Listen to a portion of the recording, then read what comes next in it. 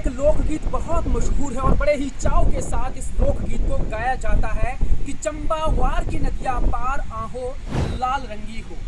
ऐसे ही न जाने कितने ही गाने जो है वो चंबा की शान में गाए गए हैं। और चंबा की शुरुआत जो है सबसे पहले कहाँ से शुरू हुई थी ये भी मैं आप लोगों को बता देता हूँ। तो ये शुरुआत हुई थी ब्रह्मपुर से। ब्रह्मपुर जो आज के दौर में जिसे भरमौर के नाम से जाना जाता है।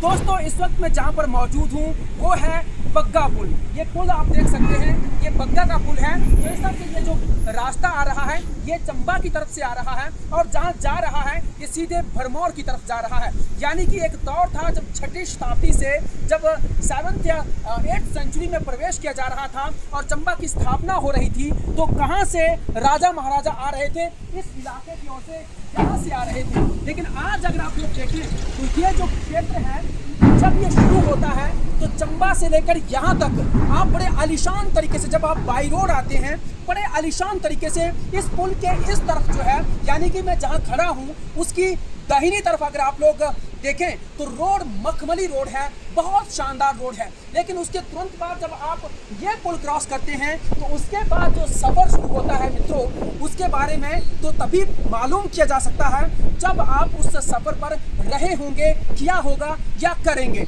अब मैं ये कह रहा हूँ कि जब आप बाई रोड आते हैं तो फिर आपको महसूस होता है कि सफ़र कैसा है चंबा से बग्गा तक का और बग्गा से फिर भरमौर तक का। लेकिन मैं ये कह रहा हूँ कि जब आप बाई रोड नहीं आएंगे तो फिर कौन से रोड से आएंगे, तो ये भी मैं आप लोगों को बता देता हूँ कि एक दौर था जब लोग जो हैं बाई रोड नहीं जाया करते थे क्योंकि उस वक्त रोड की सुविधा नहीं थी, सड़क सुविधा नहीं थी। तो लोग जो है जोत के रास्तों से ही चंबा जाया करते थे और चंबा से जो है चंबा कांगड़ा जाया करते थे और वहीं से फिर जो है जोत की ही मार्फत जो है अपने अपने गंतव्यों में या भरमौर, होली, बाकी क्वारसी और बाकी क्षेत्रों में पहुंचा करते थे। तो इस तरह की परिस्थितियां उस वक्त हुआ करती थी। लेकिन अब क्योंकि हमारे पास सुविधा है नेशनल हाईवे 154A की मार्फत जो है आप लोग पठानकोट से सीधे चंबा और चंबा से सीधे भरमौर पहुंच सकते हैं। लेकिन जैसा मैंने कहा है कि चंबा से आप बग्गा तक मखमली रोड में आते हैं, लेकिन जैसे ही ये क्षेत्र शुरू होता है मित्रों उसके बाद से आपके सफ़र का शुरू होता है कवाड़ा और यूँ कहें कि आपका सफ़र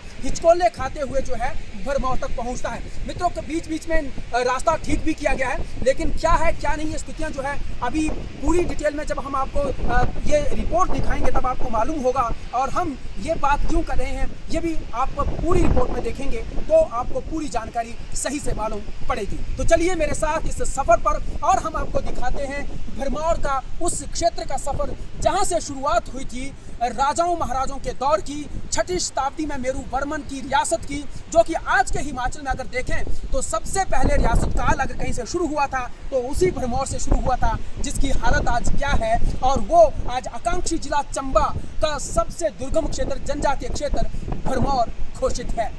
तो चलिए मेरे साथ इस वक्त सफ़र पर मैं अपने कैमरामैन सहयोगी पिंटू शर्मा के साथ जो है आपको इस पूरे सफ़र की शुरुआत करवाऊंगा।